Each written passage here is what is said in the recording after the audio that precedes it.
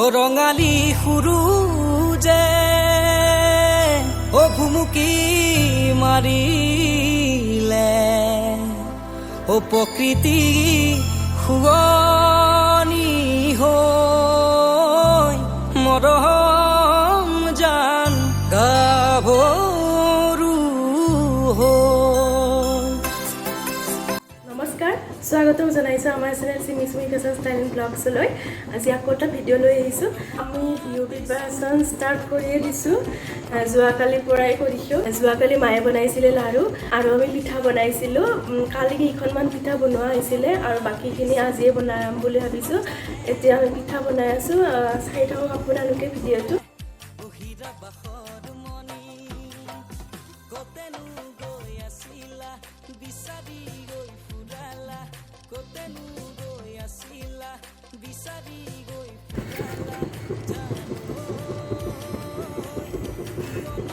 বেছি সময় ৰাখিলে উঠে।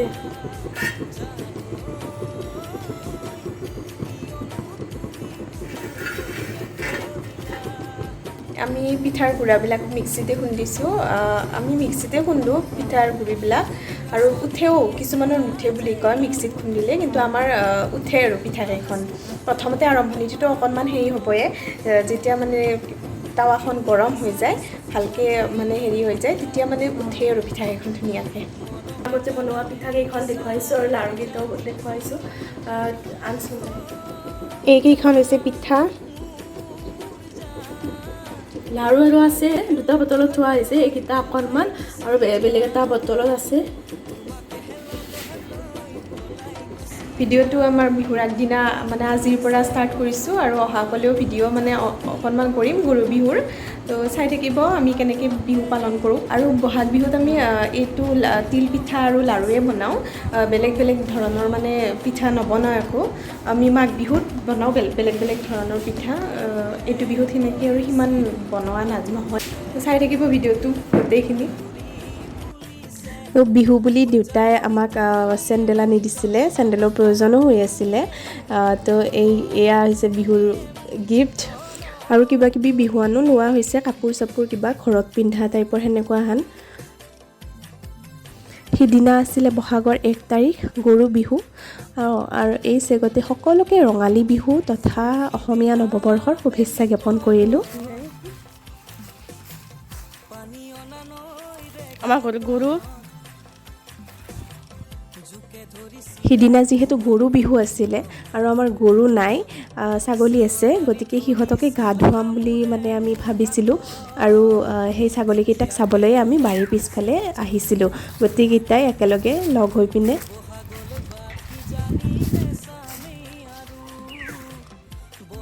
ছাগলীকেইজনীক লৈ আহিলোঁ আমি, আৰু লৈ আহি পিনে সিহঁতক ঘাঁহ খাবলৈ দিছিলোঁ। সিহঁতৰ কাৰণে স্পেচিয়েল ঘাঁহ ৰোৱা হৈছিলে, আৰু সেয়াই খাই আছে সিহঁতে। আৰু সিহঁতক এতিয়া তেল আৰু হালধি দি পিনে গাটো ধুৱাই দিব। দেখিলে আহু বুলি নকবা মাজনী মাজনী ঐ, মোৰেনো পানী পৰা হাতত চৰিগা লৈ পানীটো কি থাকোতে মাজনী, হাতত চৰিগা লৈ পানীটো কি থাকোতে মাজনী মাজনী ঐ। আৰু এইজনী হৈছে আমাৰ ঘৰৰ টিকলি ছাগলীজনী, তাইৰ নাম পখিলী ৰাখিছিলোঁ। আৰু তাইক যিহেতু আগে পিছে এনেকৈ বান্ধি থোৱা নহয়, সেইকাৰণে আজি অকণমান আচহুৱা যেন লাগিছে তাইৰ। তো হ'লেও গাটোতো ধুৱাবই লাগিব, গা ধোৱা সময়ত তাইক বান্ধি থৈ পিনে গা ধুৱাব লাগিব, সেয়াই বান্ধি থোৱা হৈছিলে। কতেনো গৈ আছিলা বিচাৰি গৈ ফুৰালা, কতেনো গৈ আছিলা বিচাৰি গৈ ফুৰালা, জানো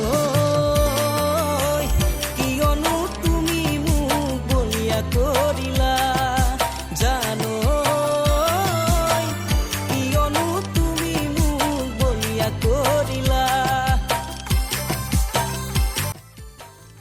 ইহঁতক গা ধুৱাৰ কাৰণে আমি চাবোন এটুকুৰ ব্যৱহাৰ কৰোঁ। এই ওকণিবিলাক মানে গুচোৱাত সহায় হয়।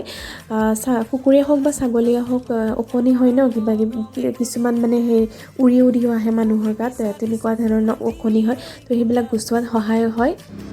আৰু ইহঁতে গা ধুই বিৰাটেই বেয়া পায়। গাত মানে পানী পৰিলেই বহুত দূৰলৈ দৌৰি দৌৰি যায় এই ছাগলীবিলাকে। আৰু তাৰে ওপৰত ইহঁতৰ ইয়াতে গা ধুই থাকিবলগীয়া হৈছে আৰু বিৰাট চিঞৰি আছিলে গা ধুই থকা সময়ত মাকজনীয়ে। কিন্তু এই টিকলিজনীয়ে গা ধুই থকা সময়ত এবাৰো লৰচৰ কৰা নাই দেই। বিৰাট ইমান মানে ধুনীয়াকৈ পাতি দিছে গাটো।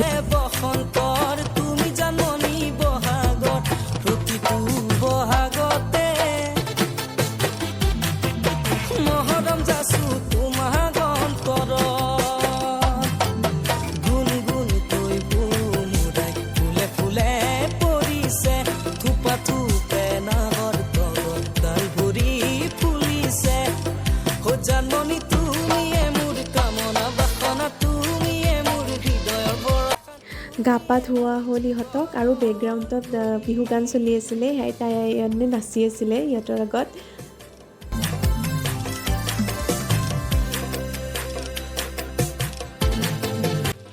সিহঁতক গা পা ধুৱাই দি উঠি তাই হাতৰ কামত ব্যস্ত হ'ল অকণমান। আৰু এইখন হাতেৰে বনাইছে তাই নিজে গিফ্ট দিবৰ কাৰণে। কেনেকুৱা হৈছে জনাবচোন। প্ৰথম ট্ৰাই কৰিছে। চিঞৰ মাৰি ধৰিছিলা মোৰেনো হাতত এতিয়া কেনে লাগিছিল জানানে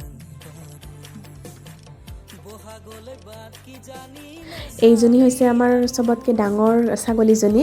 আৰু এইজনী অকণমান দেৰিকৈ আহিলে, সেয়াই দেৰিকৈ গা ধুৱাব লগা হ'ল এইটোক। এই আৰু বেছিয়ে বেয়া পায় গা ধুই। চাবচোন কেনেকুৱা কৰি গা ধুৱাই দি থাকোঁতে বিৰাট জমনি লাগে দেখি পিনে। দেখিলে আহো বুলি নকবা মাজনী মাজনী ঐ মোৰেনো পানী পৰা ঘৰ হাতত চৰিগালৈ পানীটো কি থাকোতে মাজনী হাতত চৰিগালৈ পানীটো কি থাকোতে মাজনী মাজনী ঐ হ'বনো পানী লগা জ্বৰ।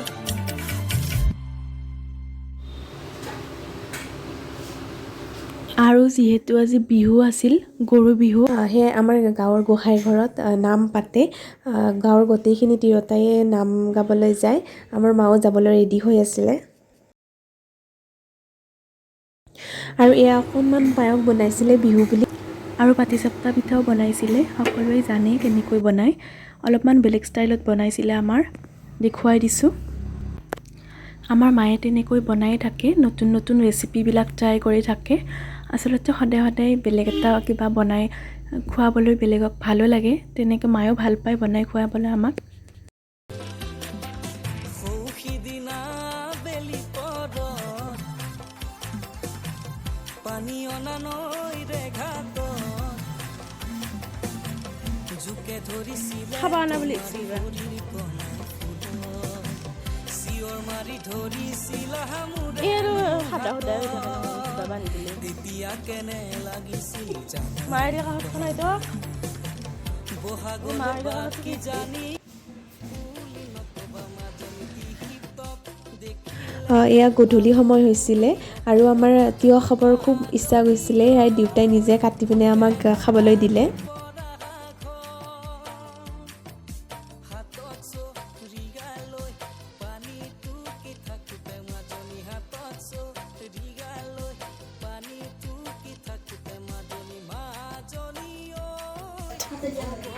নাচা ৰব্বা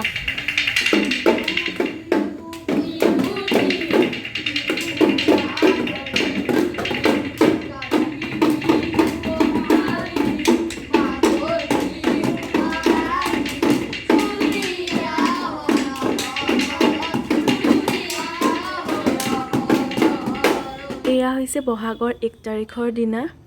মানে সিদিনা আছিলে মানুহ বিহু।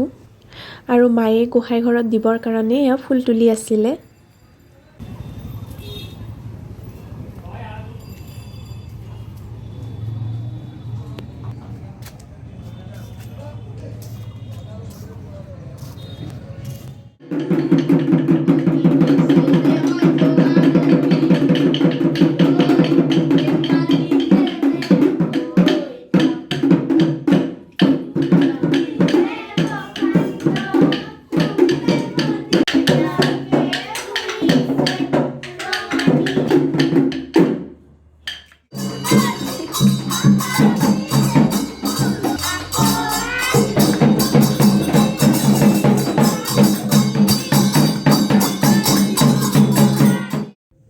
আমি এতিয়া বাসন্তী পূজা চাবলৈ ওলাইছিলোঁ। আমাৰ ওচৰতে হয় বগৰীহাটী নামৰ ঠাই এখনত। সেইদিনা আছিলে অষ্টমী পূজা আৰু সেয়াই আমি দুপৰীয়াতে এবাৰ গৈ আহিম বুলি ভাবিলোঁ। আৰু এইটো আছিলে মানুহ বিহুৰ একদিন পিছৰ দিনা।